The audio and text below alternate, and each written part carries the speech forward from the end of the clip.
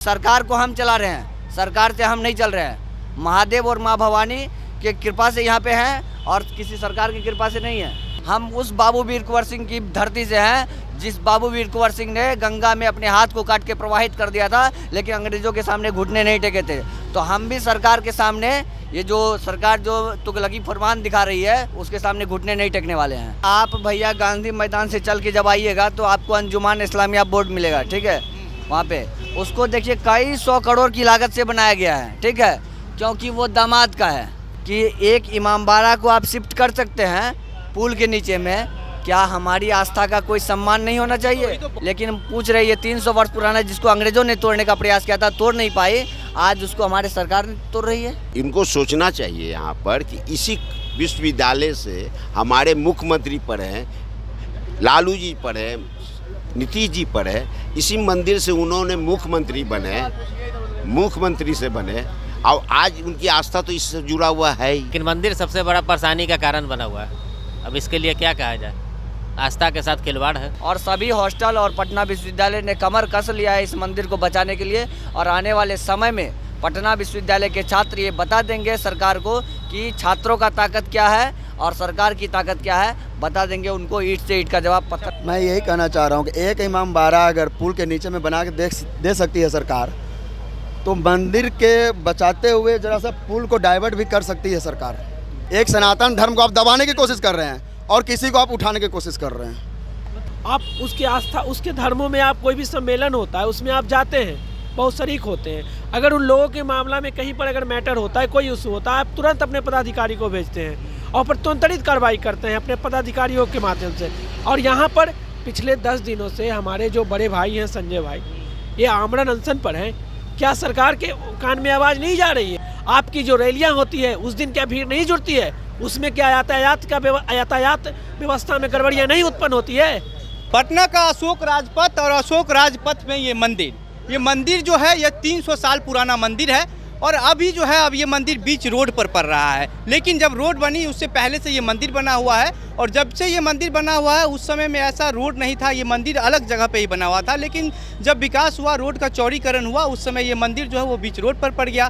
लेकिन उसके बावजूद ये मंदिर टिका हुआ था क्योंकि यहाँ पे जितने भी स्थानीय लोग हैं उन सब का जो श्रद्धा है वो काफ़ी ज़्यादा जुड़ा हुआ था। जस्ट बगल में, मंदिर के बगल में पटना कॉलेज है और पटना कॉलेज में जितने भी नेता या मंत्री जो पढ़ कर के पास हुए हैं वो सभी लोग यहाँ पर आते थे और मंदिर में आकर के पूजा अर्चना करते थे। उसके बाद अब दिखाइए कि यहाँ पर जो मेट्रो का काम चलना शुरू हो गया है और मेट्रो की वजह से यहाँ पर जो है वो डबल डेकर पुल बनना है। और पुल बनने की वजह से अब सरकार की तरफ से ये आदेश जारी कर दिया गया है कि इस मंदिर को जो है वो तोड़ करके हटा दिया जाएगा। पिछले 15 दिनों से लगभग जो है वो लोग यहाँ पर बैठे हुए हैं, धरना प्रदर्शन कर रहे हैं। हर रोज़ जो है किसी न किसी का पुतला फूका जा रहा है। कभी मुख्यमंत्री नीतीश कुमार का पुतला फूका जा रहा है तो कभी पटना के डीएम का पुतला फूका जा रहा है। लेकिन इसके बावजूद इन लोगों का सुनने का कोई नाम सरकार की तरफ से या फिर कोई अधिकारी नहीं पहुँच पा रहे थे। आज लोगों ने हार करके सब कुछ जो है वह 3 घंटे तक इस अशोक राजपथ को जाम कर दिया। उसके बाद जो प्रशासन के लोग हैं वो यहाँ पर पहुँचते हैं, लेकिन वो लोग का यही कहना है कि जो मंदिर है वो हर हाल में टूटेगा ही, ये मंदिर नहीं बच पाएगा। उसके बाद आप देख सकते हैं कि जो यहाँ पर लोग हैं, जो श्रद्धालु हैं, उनके चेहरे पर जो है वो किस तरह की निराशा है। और ये लोग अनशन पर बैठे हुए हैं, आमरण अनशन पर बैठे हुए हैं। इन लोगों का कहना है कि हम जान देने को तैयार हैं लेकिन मंदिर नहीं देंगे। और आज जब एसडीओ साहब जब ये बोल के गए हैं कि मंदिर नहीं टूटेगी, जो बातचीत हुई दोनों पक्षों के बीच, तो उसमें जो बातचीत है वो विफल हो गई, वो सफल नहीं हो पाई है। और उसके बाद से इन लोगों के चेहरे पर जो है वो काफ़ी उदासी है। कुछ लोग हैं, हम बात करने की कोशिश करते हैं। बात बताइए कि जैसे कहा जा रहा है हिंदू के आस्था पर चोट, तो बीते दिनों बाबा बागेश्वर भी आए थे नौबतपुर, तो वहाँ पर भी तेजस्वी यादव, नीतीश कुमार को जो है वो हनुमंत कथा में बुलाया गया था, लेकिन ये लोग नहीं गए। इसलिए नहीं गए कि उनको आस्था नहीं है हमारे हिंदू धर्म से, एक इसलिए नहीं गए। उनका ये, इनको सोचना चाहिए यहाँ पर कि इसी विश्वविद्यालय से हमारे मुख्यमंत्री पढ़े, लालू जी पढ़े, नीतीश जी पढ़े, इसी मंदिर से उन्होंने मुख्यमंत्री बने, मुख्यमंत्री से बने, और आज उनकी आस्था तो इससे जुड़ा हुआ है ही। इसलिए हम क्या बोलेंगे, इसलिए मंदिर को बचाना है। इसीलिए उनको मैं यही कहूँगा कि आके मंदिर को ध्यान दे, बचाएं। अच्छा, प्रशासन के लोग ये कह रहे हैं अगर कि हम इसको दूसरे जगह शिफ्ट कर देते हैं तो उसमें आप लोग को क्या दिक्कत हो रही है? आखिर इस मंदिर को ध्यान में रखते हुए ही कुछ इस तरह से क्यों वैकल्पिक व्यवस्था नहीं करते हैं जिससे कि मंदिर भी बच जाए और जो उनका काम है वो भी हो जाए। अगर वो जिद पकड़ लिए कि इसको तोड़ के ही रहेंगे तो बात अलग है। टकराव का मुद्दा यही है। मिला के भी हो सकता है, कुछ इसके कद को छोटा करते हुए भी कर सकते हैं, लेकिन उनका है कि इसको तोड़ के ही रहेंगे। टकराव का मुद्दा यही है हमारा। अगर आप लोग नहीं पूछे कि अगर कोई जगह है तो कहाँ पर जगह देंगे? ऐसा कुछ उन्होंने नहीं प्रस्ताव रखा। मतलब सरकार मन बना लिया है कि प्रस्ताव रखते तो शायद इस पे विचार होती, लेकिन ऐसा कोई प्रस्ताव आया नहीं है। तो कई जगह ऐसा भी होता है कि बीच रोड पर मस्जिद है, मजार है, लेकिन जो कहा जाता है कि जिसकी लाठी उसकी भैंस, तो सरकार अपने वोट के चक्कर में, जो बहुत जगह ऐसा एग्जाम्पल है, सोशल मीडिया पर भी लोग लिख रहे हैं। हम जब पहली बार कवर करके गए थे तो लगभग 7-8 लाख लोगों ने देखा इस वीडियो को। उसके बाद लोग लिख रहे हैं, फ़ोटो पोस्ट कर रहे हैं बाकायदा कि ये मजार बीच रोड पे है। उसके लिए कोई परेशानी नहीं है, लेकिन मंदिर सबसे बड़ा परेशानी का कारण बना हुआ है। अब इसके लिए क्या कहा जाए, आस्था के साथ खिलवाड़ है। अच्छा, तो यहाँ पर कितने युवा कितने देर तक रह रहे हैं, कितने लोग यहाँ पर रहते हैं रात तक? यहाँ पे जो है लगभग 50-100 के आसपास जो युवा रहते हैं हर वक्त, ठीक है। अभी भी आपको मिलेंगे इधर उधर घूमते हुए। और पटना विश्वविद्यालय के जो हैं यहाँ पे हर एक विभाग से, हर एक डिपार्टमेंट से पटना विश्वविद्यालय के जितने कॉलेज है, science college, Patna college, BN college, Magadh महिला, और भी जो भी छात्राएँ भी है उधर से, जो भी हमारी बहनें हैं, वो लोग भी यहाँ पे आके समय दे रही है बाज़ाब्ता।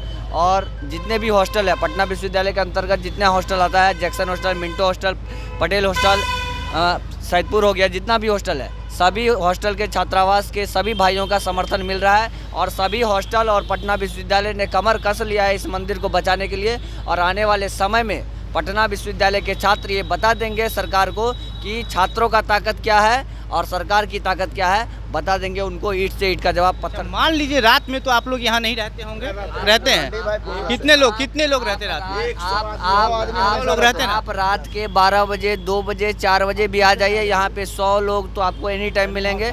ठीक है, उसके बाद जो है 100 का जो है यहाँ पे 100 जो है 1000 में कब कन्वर्ट हो जाएगा, इसका आपको कोई समय। 200 प्रशासन एक बार में आकर के तोड़ना। 200 नहीं, हम 2000 की बात कर रहे हैं। 200 नहीं, 2000 की बात कर रहे हैं। हम उस बाबू वीर कुंवर सिंह की धरती से हैं जिस बाबू वीर कुंवर सिंह ने गंगा में अपने हाथ को काट के प्रवाहित कर दिया था, लेकिन अंग्रेजों के सामने घुटने नहीं टेके थे। तो हम भी सरकार के सामने, ये जो सरकार जो तुगलकी फरमान दिखा रही है, उसके सामने घुटने नहीं टेकने वाले हैं। सरकार को बता देंगे कि हमारी ताकत क्या है और सरकार की ताकत क्या है, क्योंकि सरकार को हम चला रहे हैं, सरकार से हम नहीं चल रहे हैं। महादेव और माँ भवानी की कृपा से यहाँ पे हैं और किसी सरकार की कृपा से नहीं है। महादेव माँ भवानी की कृपा से खा रहे हैं और यहाँ पे डटे हुए हैं, यहाँ पे डटे रहेंगे और मंदिर में खरोच नहीं आएगी। अच्छा, कल आप ही लोग के समर्थन में एक महिला थी जिन्होंने प्रोटेस्ट के दौरान ये कहा था कि आगे जो है वो इस्लामिया हॉल है और वहाँ पर जो है उसको कॉम्प्रोमाइज, अंजुमन इस्लामिया, उसको कॉम्प्रोमाइज़ किया गया। उसको नीतीश कुमार दिल्ली फ़ोन कर, आप भैया गांधी मैदान से चल के जब आइएगा तो आपको अंजुमन इस्लामिया बोर्ड मिलेगा, ठीक है। वहाँ पे उसको देखिए कई 100 करोड़ की लागत से बनाया गया है, ठीक है, क्योंकि वो दामाद का है, ठीक है। वहाँ से जो है उसको कई करोड़ की लागत से बनाया गया है, ठीक है, जो सच्चाई है, ठीक है, जो वो सच्चाई सबको दिख रही है। इस रोड पे जो भी लोग चल रहे हैं उसको दिख रही है। वहाँ पे जब देखिएगा कई करोड़ की लागत, वहीं पे था मेट्रो का स्टेशन, लेकिन उसको वहाँ से हटा करके शिफ्ट किया गया राधा कृष्ण मंदिर के पास। राधा कृष्ण मंदिर को तोड़ दिया गया, ठीक है। उसके बाद शनिदेव का मंदिर को जो है, चाचा जी बता रहे थे कि शनिदेव मंदिर को जो है रातों रात उठा करके JCB से, ठाकुरबाड़ी भी, हाँ ठाकुरबाड़ी राधा कृष्ण मंदिर, तो शनिदेव मंदिर को जो है रातों रात JCB से उठा करके फेंक दिया गया। आप सोचिए कि एक तो हटाना होता है, दूसरा उठा करके फेंकना होता है, ठीक है।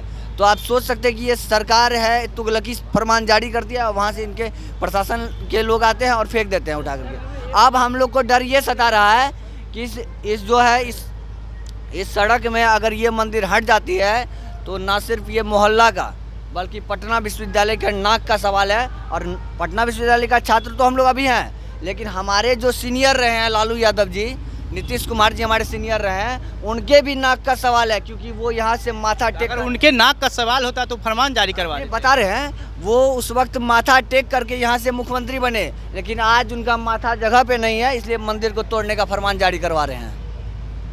अब वोट के चक्कर में पड़ गए। हाँ, अब वोट के चक्कर में पड़ गए। नहीं, वोट के चक्कर में नहीं। अब उसका जो वोट का चक्कर पहले से ही है, ठीक है।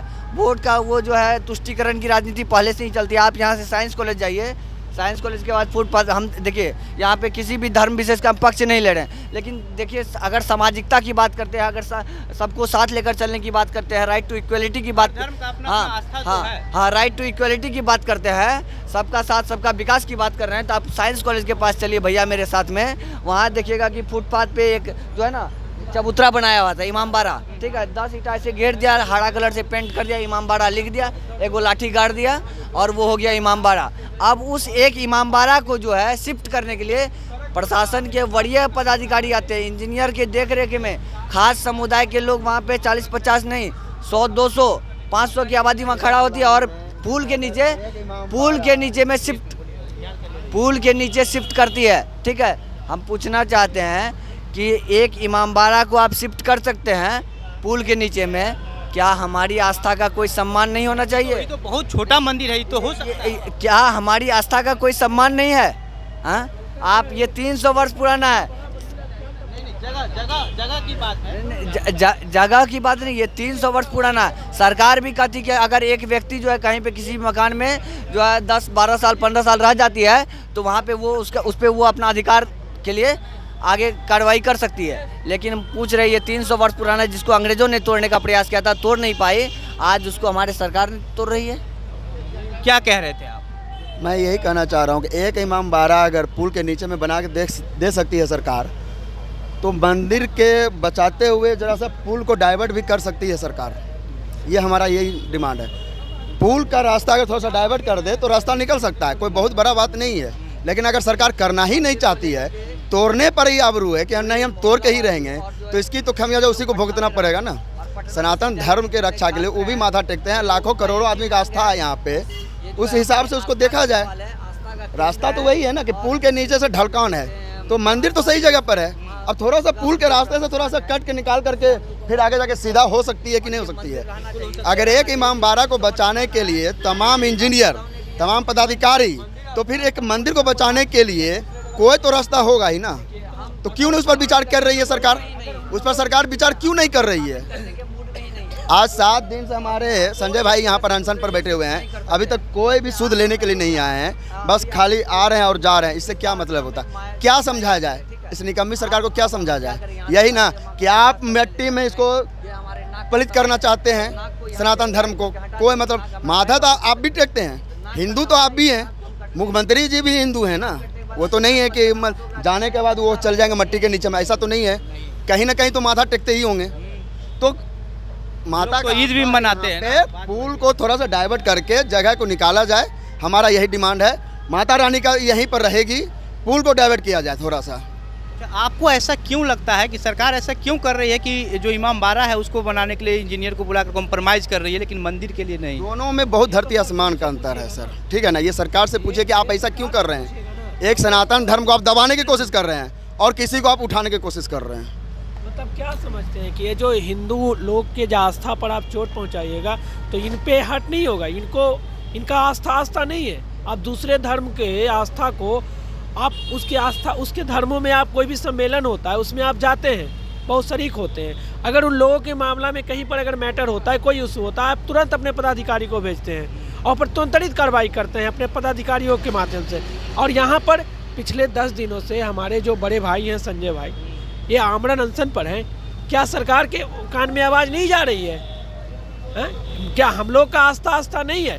300 वर्ष पुराने ये मंदिर है, इसको आप तोड़ने का प्रयास कर रहे हैं। न जाने यहाँ से मोहल्ले वालों कितने लोगों का इससे आस्था जुड़ा हुआ है। अभी हमारे भाई बताए कि इसी यूनिवर्सिटी से हमारे लालू प्रसाद यादव जो मुख्यमंत्री भी रह चुके हैं प्रदेश के, नीतीश कुमार, इसी यूनिवर्सिटी से अब तो बन गए मुख्यमंत्री, तो वो लोग भूल गए होंगे ना मंदिर। तो ये तो मौका परस्त लोगों का काम है ना, ये कैसे आप भूल जाइएगा? आप भूल गए ना, हम लोग नहीं ना भूले, हमारे माताएं बहनें नहीं भूली हैं। उन लोग हमेशा आती हैं, एक आस्था का ये प्रतीक है।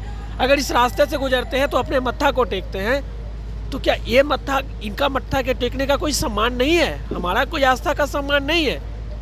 तो हम यही हमारा मांग यही है कि अगर आप अभी हमारे भाई साहब बताए कि इमामबाड़ा के बारे में बताए कि वहाँ पर जब इशू हुआ तो आपने इंजीनियर्स और पदाधिकारी को भेज के वो आपने शिफ्ट कर दिया, उनके मामलों को आप सुलझा दिए। तो हमारा भी यही प्रश्न है ना, हमारा भी तो यही इशू है ना, क्या इस पर हमारी सरकार कुछ कार्रवाई नहीं कर सकती है? क्या अपने पदाधिकारियों को दिशा निर्देश नहीं दे सकती है कि आप इस तरह से काम कीजिए? तो ये डबल स्टैंडर्ड के खिलाफ है सर हम। सरकार तो आप लोगों से बातचीत ही नहीं करना चाह रही है। क्यों नहीं करना चाहती है? क्या हमारी मौलिक अधिकार नहीं है? सरकार ने अपना मन बना लिया है कि तोड़ के ही हटाएं। हमारे अनुच्छेद 25 और अनुच्छेद 14 में हमारे इक्वलिटी का प्रावधान दिया गया है। हम भी अपने बातों आस्था के प्रति अगर हम लोग को चोट पहुंचेगा तो हम लोग भी लोकतांत्रिक तरीका से आवाज उठा सकते हैं। तो क्या हमारा कोई मान सम्मान नहीं है? आप दूसरे के धर्मों को मान सम्मान देते हैं। हम लोग जानते हैं, हम तो अचंभित रहते हैं सब कि यही गांधी मैदान में बाबा बागेश्वर के आने से पहले मात्र कितना दिन पहले ईद हुआ था। ईद का जो त्यौहार हुआ था बहुत धूमधाम से सब लोग मनाए थे। खुद नीतीश बाबू आए थे, इसमें अपना उसमें शरीक हुए थे। हमसे उससे कोई एतराज नहीं है। आपने बिल्कुल अच्छी बात है, आप दूसरे के धर्म लेकिन हनुमंत कथा में बुलाया गया तो कह दिए कि जहाँ काम होता जनता का हम वहीं जाते हैं। अब ये तो डबल स्टैंडर्ड साफ दिखता है ना। आपने क्या बताया? आपने कहा नहीं कि उनके आने से हमारे ट्रैफिक व्यवस्था में गड़बड़ियां उत्पन्न हो जाएगी। क्या जिस दिन ईद का पर्व था उस दिन भीड़ नहीं जुटी? आपकी जो रैलियां होती है उस दिन क्या भीड़ नहीं जुटती है? उसमें क्या यातायात व्यवस्था में गड़बड़ियां नहीं उत्पन्न होती है? मुहर्रम जो रोड पे लोगों को डर होता है कि कैसे चल पाए। हाँ, तलवार लोग चलाते हैं, बड़े बड़े जुलूस निकालते हैं, उससे तो आपको एतराज नहीं है। और हमारी जब आस्था का जब बड़ा अगर कार्यक्रम होता है, कोई भी धार्मिक समारोह होता है, तो उसमें आपको बहुत एतराज है। हम ये डबल स्टैंडर्ड के खिलाफ है सर। हमें देखिए सर, हमें सांप्रदायिकता पसंद नहीं है, हम धार्मिकता पसंद करते हैं। हमें धर्म से विश्वास, हमें धर्म से प्रेम है। हमें भी सांप्रदायिकता अच्छा नहीं लगती है। हम धर्मनिरपेक्ष देश में रहते हैं। अगर हमारी धर्म का बढ़ावा हो तो हम ये भी मानते हैं कि दूसरे के धर्म का भी बढ़ावा हो। लेकिन अगर ये प्रशासन के माध्यम से अगर हमारे धर्म को अगर चोट पहुंचाया जाएगा तो ये हम बर्दाश्त नहीं करेंगे। हम यही खुदाबख्श लाइब्रेरी में पढ़ाई करने आते हैं, ठीक है। हम 7 दिन हम आ जाएं। क्या करते हैं आप? हम जनरल कंपटीशन का तैयारी करते हैं। तब भी यहाँ बैठे हुए हम बैठे हुए, हम अभी तक 3 बार आए हुए हैं। जब इनका हम दर्द देखे हैं, पिछले 7 दिनों से हम लोग के आस्था के लिए लड़ाई लड़ रहे हैं। न जाने इनके साथ भगवान न करे ऐसा कुछ, अगर कुछ अनहोनी हो जाए तो इसका कौन जिम्मेदार होगा? हम भी जब पहला दिन कवर करने आए थे तो इनका एनर्जी अलग लेवल का था। आज देखिए क्या स्थिति में है। क्या इनका कोई आस्था नहीं है? इनका कोई धर्म नहीं है? और आप अभी भी प्रशासन 7 दिन हो गया, लेकिन अभी तक प्रशासन, सरकार का कोई भी प्रतिनिधि यहाँ इनके पास नहीं आया है। सरकार का कोई भी प्रतिनिधि इनसे बातचीत करने के लिए, नेगोशिएट करने के लिए नहीं आया है। ये क्या है सर? ये क्या है? हम लोग का धर्म कोई मजाक बन गया है क्या? हम लोग का धर्म विश्व का सबसे सनातन धर्म, सबसे पुराना धर्म है, और ये हम लोग के साथ ये सब मजाक बनाया जा रहा है। क्या हम लोग मजाक का पात्र बने हुए हैं? यहाँ पर हमारे भाई, बड़े भाई संजय भाई इतना दिनों से 7 दिन से आमरण अनशन पे बैठे हुए हैं। क्या ये मजाक बना हुआ है? हमारे माताएं बहनी आके बैठी हुई थी, वो मजबूरी में उन लोगों को रोड जाम करना पड़ा था। अगर यही दूसरा धर्म की अगर अभी रहता तो ये नहीं हटते वो लोग। हम चैलेंज दे के सकते थे, अगर दूसरे धर्म की यहाँ पर बात आती तो वो लोग नहीं हटते, वो लोग अड़े रहते। न जाने कितने बड़े पत्थरबाजी होती, न जाने बड़े सरकार के कितने बड़े प्रतिनिधि आते कि नहीं, इन लोग को मांग को पूरा कीजिए तब ये होगा। हमारी माते बहनों का ये बड़प्पन है कि उन्होंने लोगों की असुविधा जब देखा तो उन्होंने हट गया। सनातन के शांति का फायदा उठाया जा रहा है, ऐसा लग रहा है। आप सुने थे ना जब सीए लागू हुआ था केंद्र सरकार में, जब नरेंद्र मोदी जी लागू हुए थे, शाहीन बाग में किस तरह से नौटंकी किया जा रहा था। 3 महीना में जाम किया गया था शाहीन बाग को। क्या उस वक्त तो प्रशासन कहीं नहीं आया? उस वक्त तो प्रशासन दृढ़ता से नहीं आ रहा है। हम लोग के साथ इस तरह का व्यवहार किया जा रहा है। हम यही डबल स्टैंडर्ड के खिलाफ हैं सर। ये डबल स्टैंडर्ड इस धर्म के साथ नहीं होना चाहिए।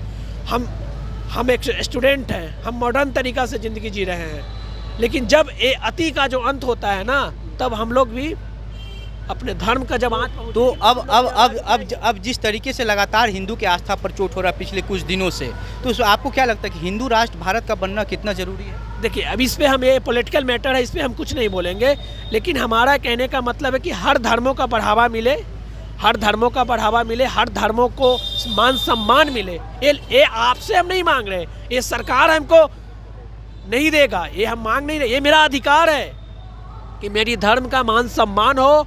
अगर हम कोई धार्मिक जुलूस निकालते हैं तो उसको हमें परमिशन दिया जाए, प्रशासन की तरफ से हमें सुरक्षा दी जाए और हम अपने धूमधाम से अपने पर्व त्यौहार को मना सके।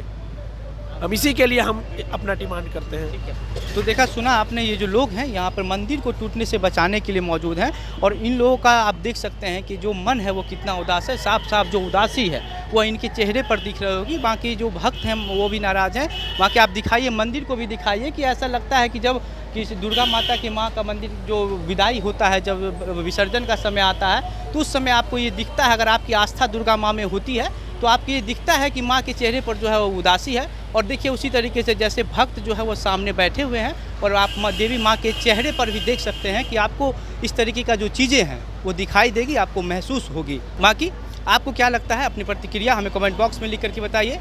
मेरा नाम घनश्याम सिंह है। बहुत बहुत धन्यवाद।